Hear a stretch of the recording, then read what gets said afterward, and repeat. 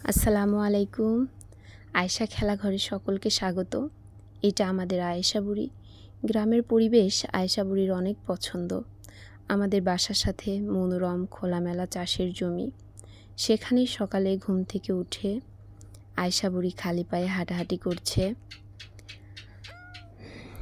বাচ্চাদের মানসিক ও শারীরিক বিকাশের জন্য এমন পরিবেশ আসলেই অনেক দরকার। তাই সকলে চেষ্টা করবেন বাচ্চাদের একটু মানসিক প্রশান্তি দেওয়ার জন্য।